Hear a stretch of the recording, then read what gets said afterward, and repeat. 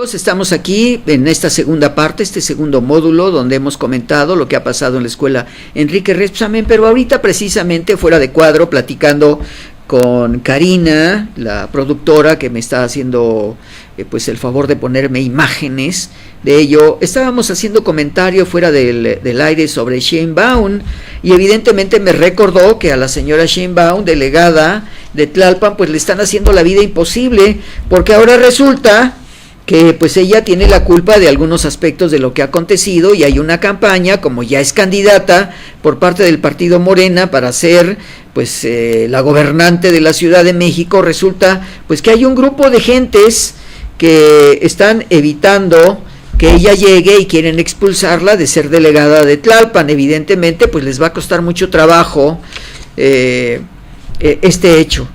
Dice: la morenista, o sea, Sheinbaum, se perfila como candidata a la jefatura de gobierno en 2018 por el partido Morena.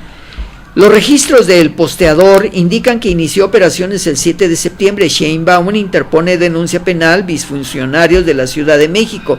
Se lee en varios panorámicos vallas de la ciudad, como el ubicado en Avenida Patriotismo, mismo que contestó el periódico La Razón, y sí aparece el posteador.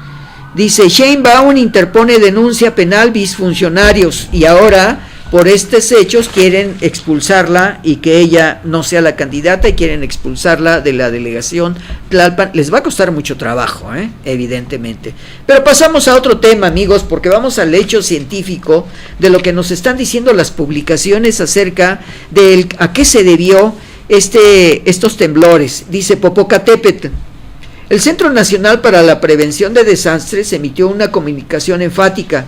La actividad del volcán Popocatépetl está en el rango de semáforo amarillo. Esto quiere decir que se requiere precauciones, pero no se trata de una etapa previa e inminente erupción. Evidentemente está sacando el volcán Popocatépetl, y además quiero decir que qué bueno que el volcán Popocatépetl tiene fumarolas, y estamos viendo aquí una fotografía, gracias a Karina, de la erupción que tuvo durante estos días precisamente el volcán Popocatépetl, y yo me atrevo a decir que qué bueno que tiene fumarolas, qué bueno que hace erupción menor el volcán Popocatépetl, porque dentro de la cadena que tenemos en el Valle de México, pues el Xitle es uno de ellos trascendental, y estamos viendo varios aspectos del Popocatépetl. Dice: Don Goyo despertó, cae ceniza volcánica en el estado de Morelos y el estado de México. El volcán Popocatépetl registra señal de tremor con emisión fragmentos incandescentes en el cráter, que es lo que acabamos de ver. Pero otro de los documentos de crónica, en la sección Academia, página 23, escrito por Isaac Torres Cruz, estudian si se está generando un gran sismo en la brecha de Guerrero. Científicos de México y Japón investigarán si se acumula energía en esta región temporal. Podría haber movimiento sísmico, asísmico, que relaje el deslizamiento tectónico y que no genere más terremotos. Es muy interesante esta parte, publicado a través de los hechos sísmicos entre Japón y México, que hacen los comentarios de la erupción. Pero también quiero mencionarles, dentro de centinelas de la NASA, se escanea el desastre del sismo y se toma a través de elementos satelitales la Ciudad de México, y dice en el escaneo algo muy interesante. Está escrito por Arturo Ramírez y Giovanni Asensio. Los centinelas de la NASA escanean desastre por el sismo, y dice lo siguiente: los radares vigilan constantemente y pueden ver a través de las nubes los cambios que suceden en la superficie. Y sobre todo lo interesante de ello, dice: monitores desastres, las herramientas de la NASA permiten registrar accidentes de la topografía y el clima de nuestro planeta. Para auxiliar en la reconstrucción de la Ciudad de México tras el terremoto de 7.1 grados Richter del pasado martes 19 de septiembre, que derrumbó 38 inmuebles, edificios, la Agencia Espacial Estadounidense entregó a las autoridades imágenes de antes y después del sismo, donde se habla precisamente de que la Ciudad de México ha tenido un hundimiento aproximadamente de 5 centímetros, y hay un desnivel en la propia Ciudad de México, de acuerdo al escaneo que se da a través del satélite. Dice: anillos de interfase reciben el escaneo del suelo terrestre y lo comunica a distintos niveles. almacena el combustible de satélite para su impulso y hacer una figura satelital. Otras publicaciones de Héctor Aguilar Camín dice: en la elaboración de un atlas de riesgo para la Ciudad de México se han invertido desde la época de Marcelo Ebrard alrededor de 103 millones de pesos.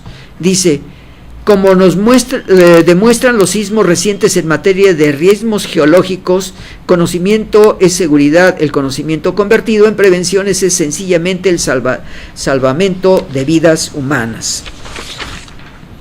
Y bueno, otro de los elementos del corredor dentro de donde se han dado estos temblores, pues nos habla a través de Gilgamesh, que está publicado en el periódico Milenio el 25 de septiembre.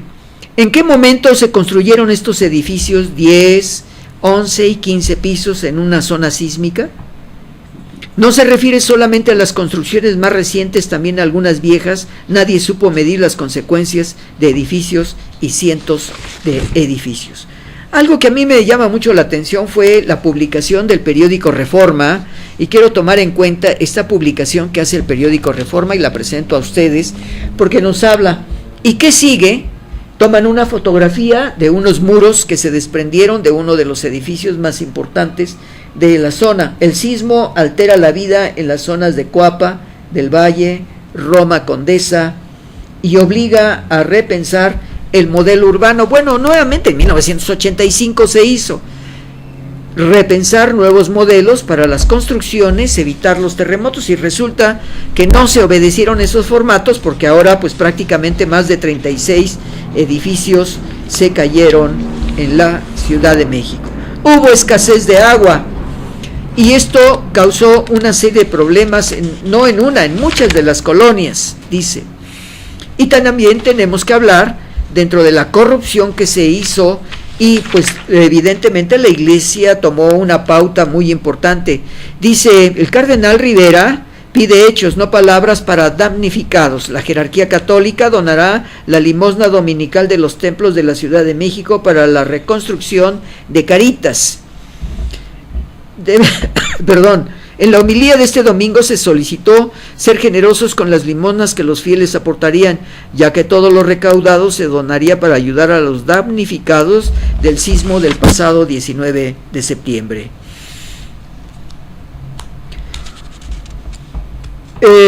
Algunas otras publicaciones se habla también del Papa que mandó sus condolencias a México. Pero también tenemos que hablar de lo que ha acontecido en el sistema educativo nacional. Maestros ante el reto de enseñar habilidades tecnológicas que transformarán los empleos. Maestros damnificados respaldados por el Sindicato Nacional de Trabajadores de la Educación. Y el ISSSTE comprueba eficiencia del Centro Nacional de Mando, sobre todo por la estructura para vigilar las estancias infantiles con los llamados cuerpos de emergencia. Ofrece supervisión remota nacional, conexión con policías, protección civil, bomberos y los reyes. También el periódico Milenio ha publicado durante esta semana la revista Campus, y a mí me parece muy interesante, me permito presentarla como siempre. Son documentos sumamente interesantes, el sismo y la universidad. Evidentemente el artículo correspondiente nos habla de los estudiantes de diversas universidades que se presentaron en los rescates de muchos de los edificios colapsados. La segunda etapa de septiembre, 28 de septiembre, de la revista Campus, dice: solidaria actitud de las universidades. Evidentemente también tendremos que hablar de lo que está sucediendo con la aportación.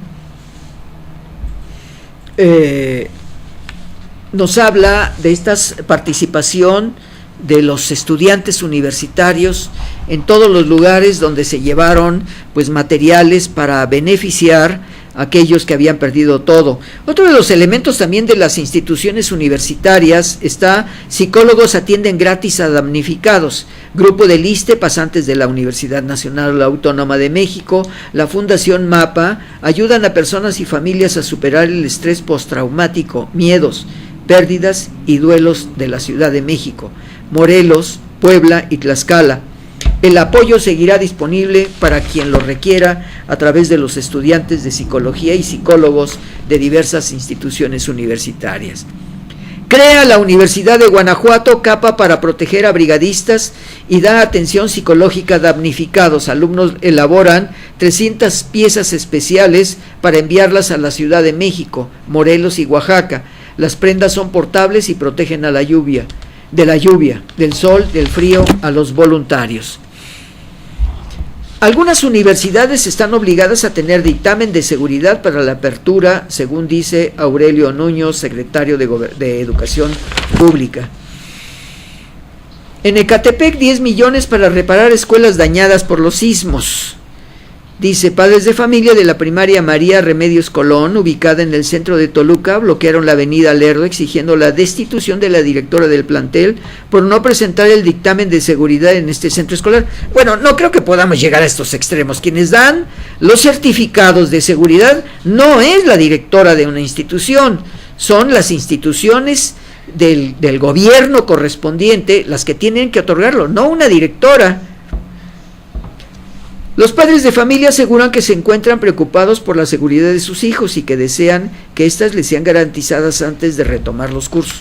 Señores padres de familia, por favor, no hagan ustedes aspectos que no les corresponden, porque la directora no es la responsable de otorgar un dictamen. Ella lo recibe y lo presenta y debe de estar ubicado a la vista de todos los padres de familia.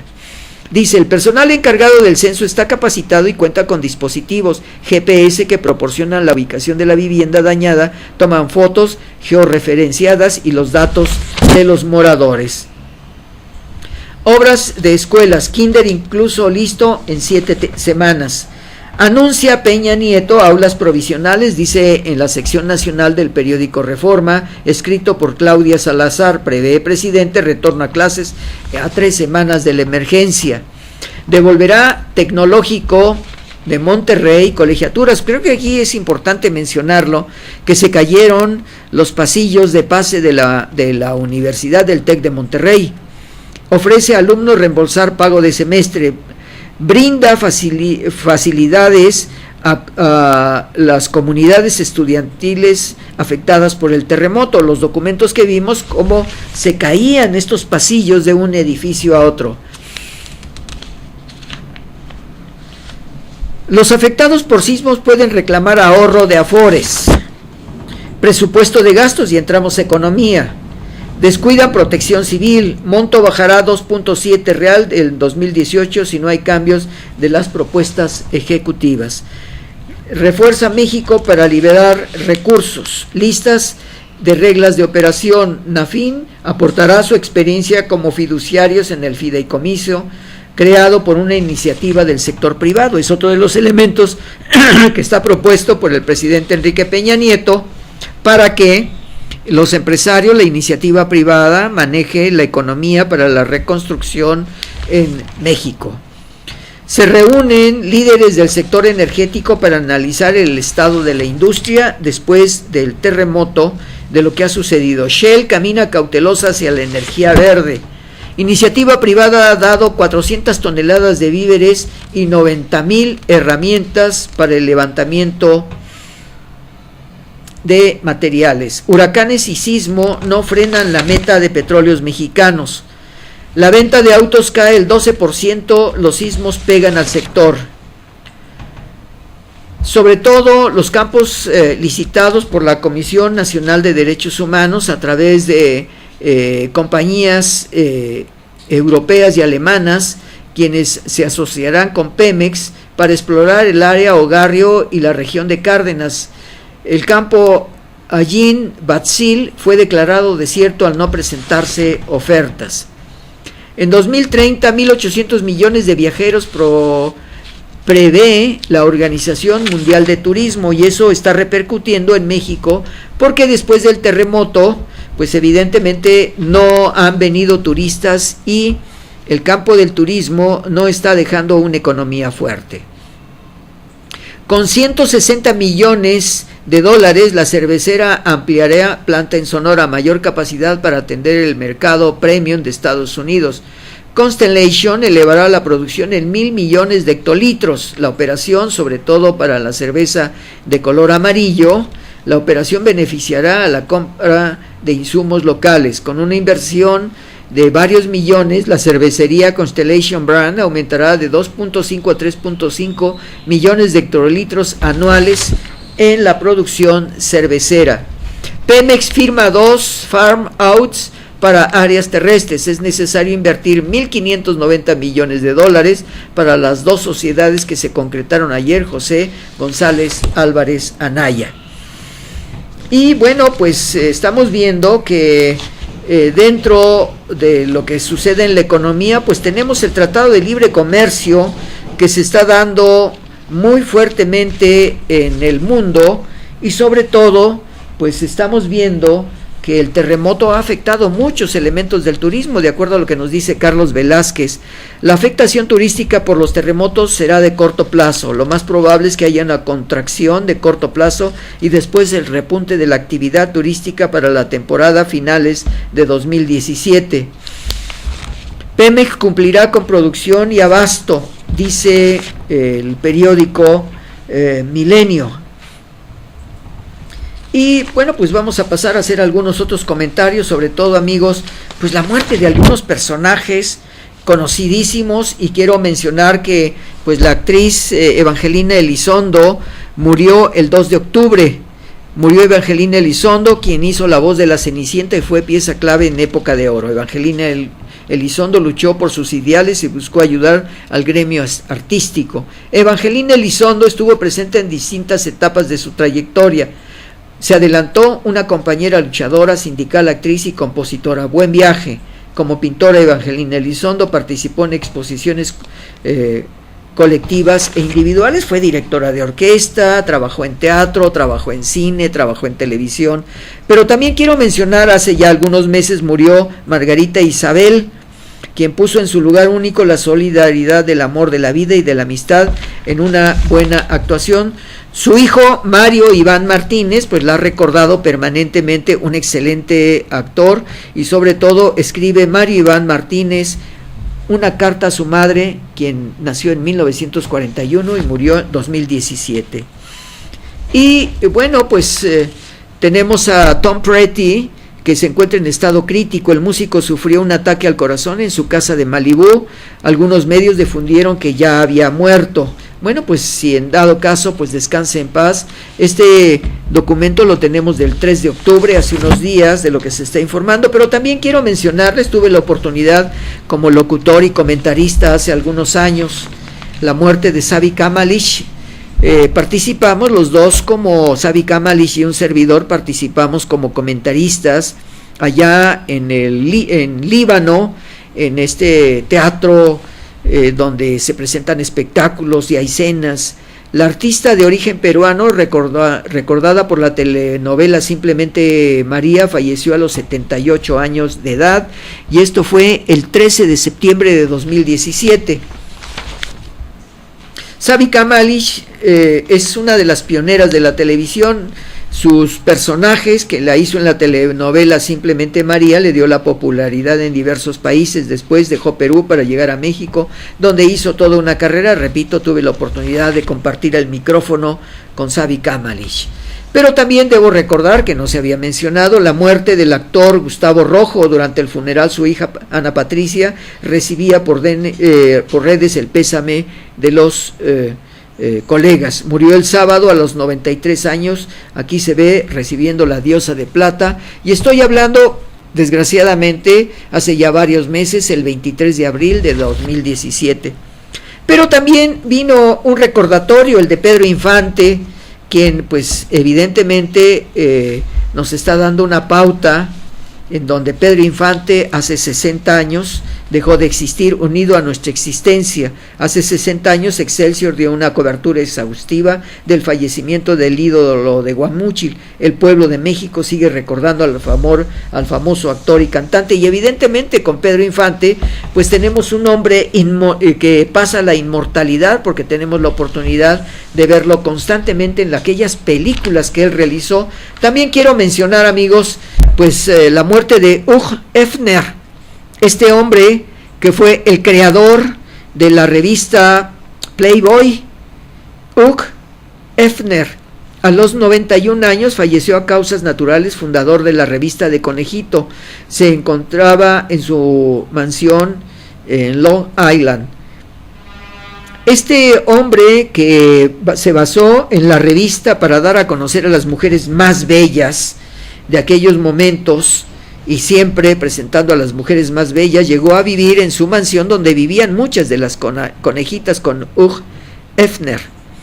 Falleció a los 91 años la noche de este miércoles mientras se encontraba en la mansión de Playboy ubicada en Holming Hills y al este de la ciudad de Los Ángeles. La noticia se dio a conocer por cuenta oficial de Twitter en Playboy, con una imagen en blanco y negro del magnate, acompañada por una de sus frases emblemáticas: la vida es muy corta para vivir el sueño de alguien más. Descansen en paz, pues, todos estos personajes. Pero también quiero mencionar que murió Hiromi de la Academia tras dar a luz aquí una muerte pues verdaderamente dramática. Una joven, muy joven, a los 34 años de edad, Hiromi, la cantante y actriz Hiromi, de 34 años, falleció ayer por complicaciones con su parto. La participante del reality La Academia de Televisión Azteca y de obras de teatro como Mentiras y Bule Bule, entre otras, recientemente había contraído matrimonio.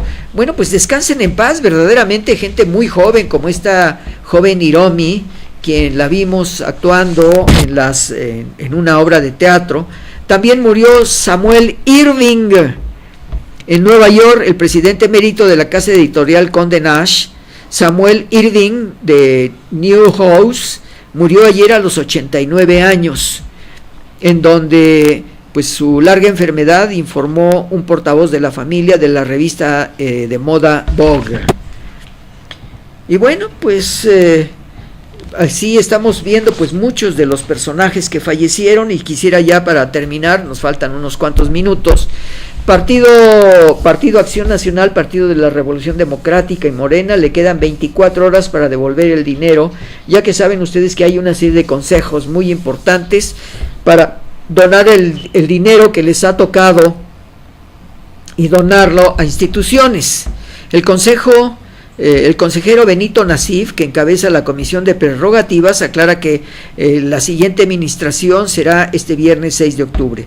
Pero también tenemos que mencionar que el presidente Enrique Peña Nieto y Miguel Mancera revisan los mecanismos de atención a damnificados, y entramos al gobierno federal y al gobierno del Distrito Federal. Enrique Peña Nieto y Mancera pactan rutas de reconstrucción a la Ciudad de México con todo lo que ha pasado, y evidentemente ya empiezan a aparecer pues una serie, amigos, de economía muy fuerte que se va a otorgar, y sobre todo dicen: inicia entrega de tarjetas, darán 120,000 pesos a quien perdió su casa. Peña Nieto dice que tan solo para Oaxaca y Chiapas se destinarán 7,000 millones de pesos para dichas tareas, y ya empezó la repartición de esta economía. Dice: se ofrecen créditos del gobierno federal para reconstruir. El financiamiento será previsto por la Sociedad Hipotecaria Federal y el FOBI. El gobierno federal anunció la puesta en marcha de un programa de apoyo integral a los damnificados del sismo del 19 de septiembre, que consiste en el otorgamiento de créditos para reparación y reconstrucción de las viviendas. Esto, evidentemente, vemos las fotografías del presidente Enrique Peña Nieto en algunos lugares como Oaxaca y Chiapas. También en el periódico Crónica del jueves 5, dice: para reconstruir vivienda en la Ciudad de México, créditos por 2 millones de pesos, anuncia Enrique Peña Nieto, creación de fondo con el 25% de aportación federal. Aquí posteriormente vamos a hacer los comentarios, vamos a estudiarlo con profundidad, porque el presidente dijo que se le iba a otorgar cantidades fuertes como 2 millones, lo único que iban a pagar aquellos a los que se les entreguen dueños, hasta 20 millones a los dueños de edificios para reconstrucción, no van a pagar los 20 millones, lo que van a pagar son los intereses a 20 y 30 años de lo que ahí pasa. Evidentemente es una recuperación a muy largo plazo. Entonces, dice: anuncia Enrique Peña Nieto creación de fondo con 25% de aportación federal y 75% del gobierno capitalino, con intereses anual de 9% a 20 años. Creo que esto es muy interesante lo que estamos viendo, porque ya hemos visto fotografías y hemos visto reportajes de lo que ha pasado con la entrega ya de una economía. Se están entregando cheques de 3,000 pesos para los primeros pagos de mensualidades de departamentos.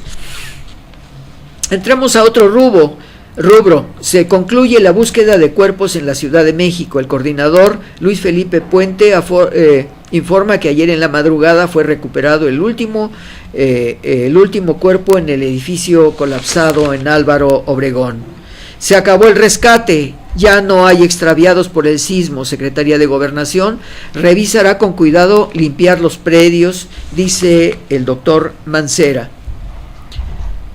Las autoridades aún todavía carecen en total de los datos de edificios dañados. La demarcación cuenta solo con un archivo digitalizado de 2004 a la fecha. El informe de Álvaro Obregón 286 data de 1995. Y sobre todo algo que está apareciendo ahora, que ya la Asamblea del Distrito Federal está tomando algunos datos en cuenta y van a determinar que se liberan las azoteas de los espectaculares, que fueron lo que provocaron la caída en el caso de Viaducto y Torreón, en donde se cayó este edificio precisamente por el peso en exceso que tenía en la parte de la azotea.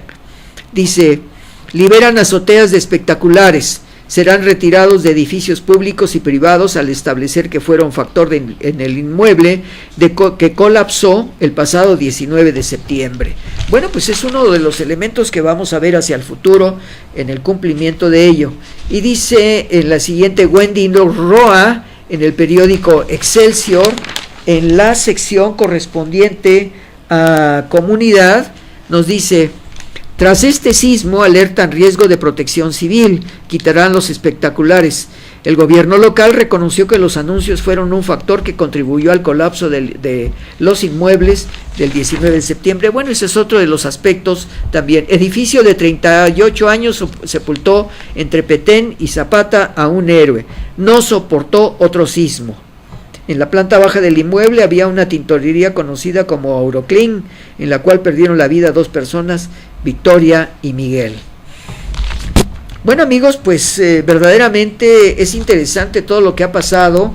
Y vean ustedes, queda mucho material todavía por analizar. Vamos a seleccionar para el próximo viernes, haciendo comentarios de todo lo que ha pasado en la Ciudad de México. Vamos a ver el resultado de muchos edificios, de muchas casas, de la economía que se está otorgando para el beneficio de aquellos que se quedaron sin bienes personales. Amigos, pues quiero darle las gracias a Karina por el apoyo en imágenes.